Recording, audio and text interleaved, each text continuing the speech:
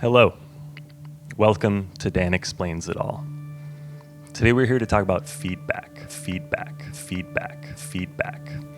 Now, feedback could mean a lot of different things. It could mean if I put this mic next to a speaker and got squealy and out of control.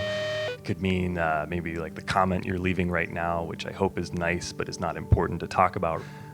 It could be really just all kinds of things. So today we're going to talk about feedback in guitar effects pedals. First, let's talk about some synonyms for the word feedback. On a delay pedal, you may see a knob labeled feedback, or you might see a knob with the exact same function labeled repeats. In a flanger, that knob might be called resonance or regeneration. Phaser, same situation. On a reverb pedal, there may be a dwell or decay knob, and those aren't always going to be feedback, but sometimes those are just feedback knobs. So the basic definition of feedback is it's the portion of your output signal that gets fed back into your input signal. So take a pedal, just picture that there's kind of a magic circuit inside, and make a copy of your output signal. So the original one goes to the next thing in the chain, whether it's another pedal or amp or whatever. And then the copy gets sent back through a knob, and that knob might be labeled feedback or regen or repeats, and then gets added to any new input signal. So that knob is just a volume knob. If you turn it all the way down, you're not going to get any feedback. If you turn it all the way up, it's going to go as crazy as the engineer wants it to. It might go all the way up to max or even more and get pretty wild, or it might just add a little extra to your signal. So now that we've defined feedback, let's actually hear an example of it with something you're probably very familiar with, a delay pedal. I've got a Critter and Guitari pocket piano here, and I'm running it through the Chase Bliss mood, the left side on the delay setting. So time controls your delay time, and in this case, modify controls your delay feedback. So with the feedback knob all the way down, we're going to hear one repeat of our signal. I'll play one note, we'll hear it a little bit later again. So that's with feedback all the way down. What's happening is your input gets to the start of the circuit, and then sometime later, it gets repeated. Then there's the opportunity for some of it to get fed back, but because your feedback knob is all the way down, there's no volume on that feedback, so nothing comes back in. So you just hear the one repeat. If I turn it up a little bit, we'll hear more repeats. So you hear the initial one, and then a little quieter one, and then steadily quieter repeats as it goes on. Basically what's happening there is every time it goes back through, the volume gets reduced. So just again, picture your input getting delayed, showing up later, then it gets looped right back in, but a little quieter, then it gets delayed again, and then it just keeps going through that process until finally it's totally gone. Put it up about 3/4 of the way. Get a fair amount of repeats, takes a while to trail off. And in this case, we can even turn it all the way up.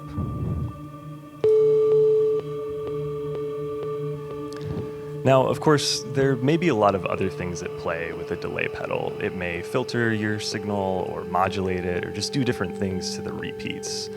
But it's helpful to remember at this point that a looper is very simply a clean delay with infinite repeats.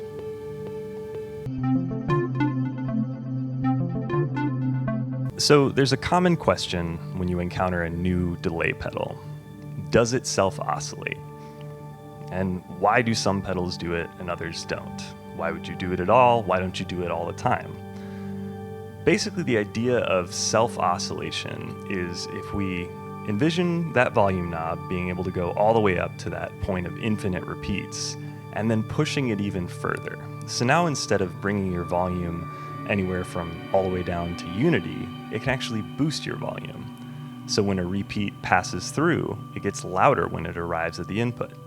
Now just think about that happening over and over. Every time it goes through, it gets a little bit louder, till eventually the pedal is self-oscillating. It's generating sound without any new input. So you might only get one pluck of a guitar string, and the delay pedal will go on forever and keep mangling that because it's just distorting or whatever happens within the circuit. So I've swapped out the mood for a Kilobyte from Caroline Guitar Company. I've got the feedback almost at unity. You'll hear it go for a while. But if I push it farther, note how I didn't give it a new note. It's just continuing to push past that point. And in the case of a pedal like the Kilobyte, it sounds really nice when that happens. Let's do it again and mess with the time knob while it's oscillating.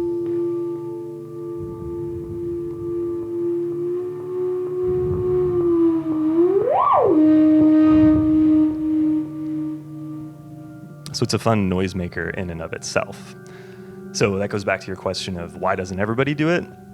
Well, in certain designs, it honestly just sounds gross. Like, it can sound really beautiful with certain designs, but imagine a digital pedal that wants to really cleanly recreate stuff, and it just keeps feeding a louder and louder signal in until it's starting to get that digital clipping that's just sort of harsh, and you move the time knob, but the time knob doesn't have a super smooth pitch shift to it. It's got these other artifacts, and then those artifacts start getting repeated and just turns into a mess.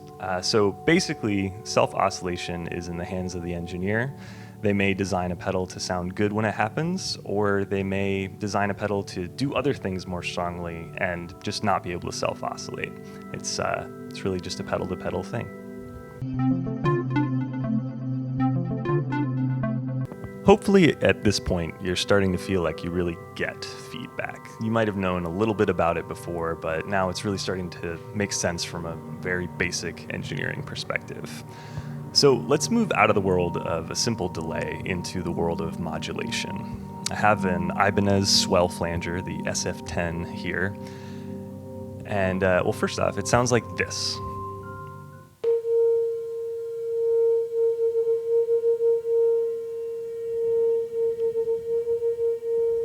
Just giving us subtle little modulations of that pocket piano sound. So first, let's start by talking about how it's achieving that sound. Basically, a flanger is a specialized form of delay where you set a center time, a delay time, and then modulate that time with an LFO. So when you look at the rate and depth controls on a flanger or chorus pedal, basically what it's doing is determining how fast it moves the delay time and how far away from that center point it's going to move. Now, with a chorus pedal, you get sort of a pitch shifting type sound. It's like a vibrato mixed with your dry signal, and that's how it creates that classic chorus sound. With a flanger, it starts with a very short delay, and it's so short that you really don't hear it as a pitch shift so much as frequencies shifting. And basically what it's doing is creating a comb filter, and it's called that because if you graph out those frequencies, you'll see a bunch of evenly spaced spikes with valleys in the middle, so it looks kind of like a comb. And as you shift the delay time around, it's shifting where those frequencies are. So that's kind of that swooshy flanger sound.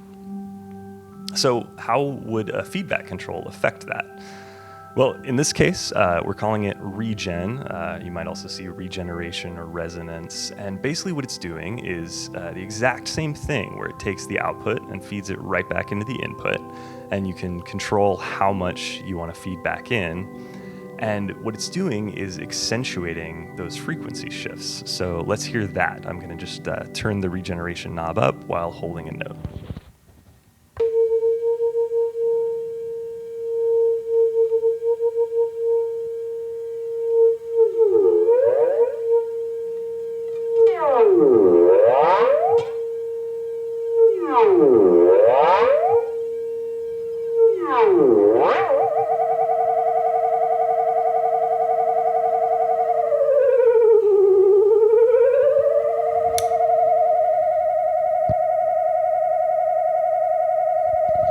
So you'll hear that even though it's a flanger, it can self-oscillate,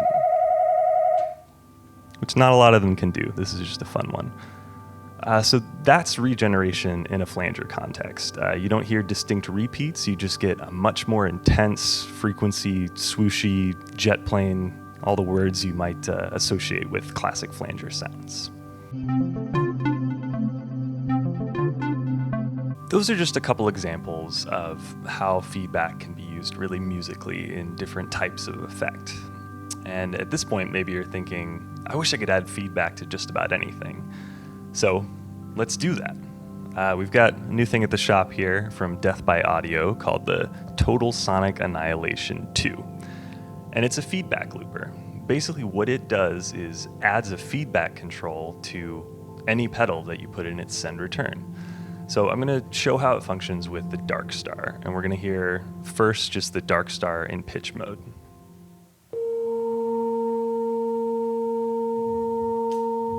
So because the mix is at about 50-50, you hear the original note and then pitch shifted 1 octave up of that note and 1 octave down of that note. So it's a pretty sound. Now let's hear what happens when we apply feedback to that same sound.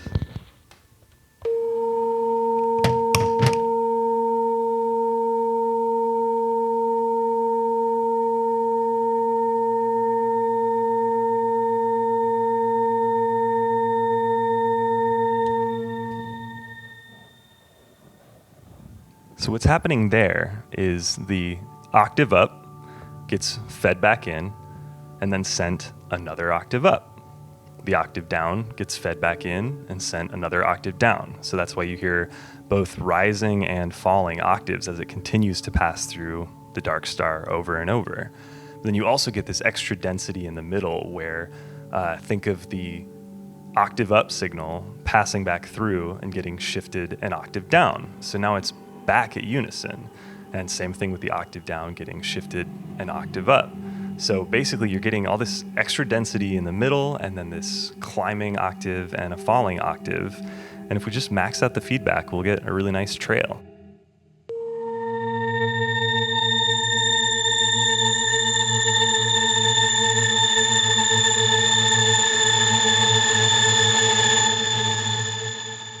Okay, actually it's a pretty terrifying trail, but that's still nice in its own way. So one note about feedback is that you have to be very careful with it. So especially when we start adding things like these universal feedback loopers. Again, let's go back to that example of when you put a mic up to a speaker and it just blows your ears out. What's happening is if there's no delay, no filtering, nothing happening to your signal as it passes through, and then it gets fed back, just imagine that your input goes immediately to your output and then gets fed back in immediately to your input. And so it just stacks with no, again, phase difference, time difference, nothing to actually make it sound interesting. It just stacks and squeals and sounds rough and can harm your ears. So just a general note of caution about feedback. It's really fun and it can also get out of control very quickly.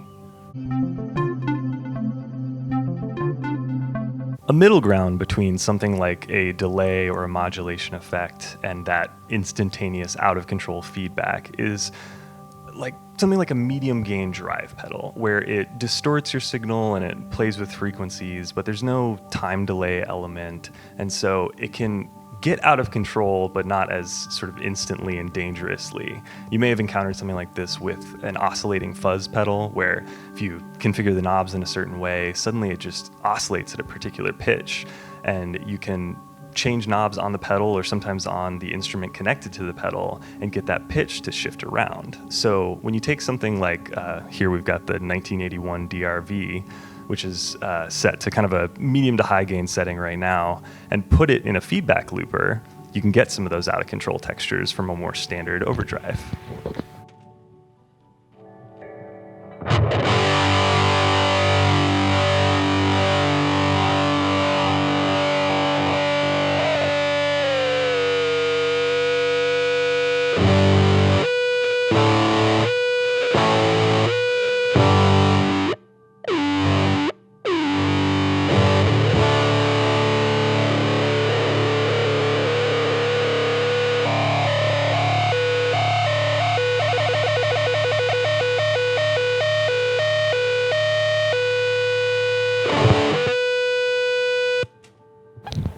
So now let's talk about feedback in Visitor.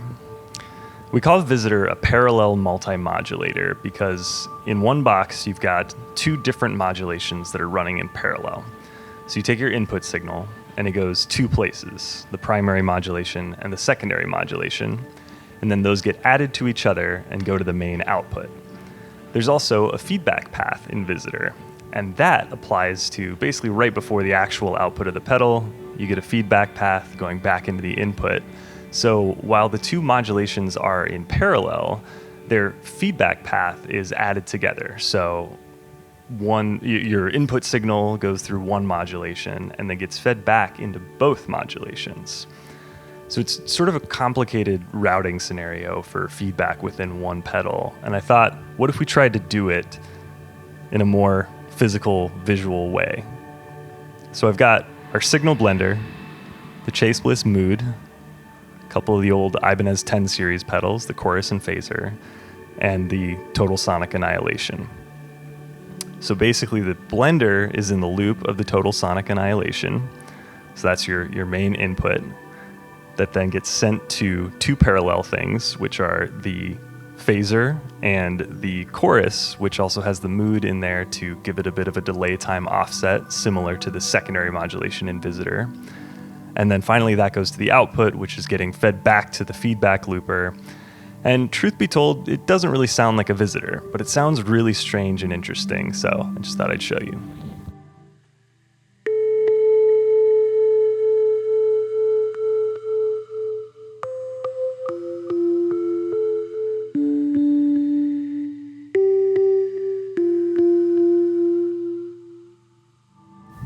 So that's it. That's feedback. There's a lot of different types out there. I'm just showing you a few examples of how it's commonly used and how it's uncommonly used, and even a weird example of probably how it shouldn't be used, but maybe you could have fun with some similar experimentations of parallel, series, putting this in that loop, and just getting everything to interact. It's just a lot of fun and a lot of noise to be had. So hopefully you know a little bit more about feedback than you did before, and you're ready to go out in the world and make it happen. Keep learning, keep doing.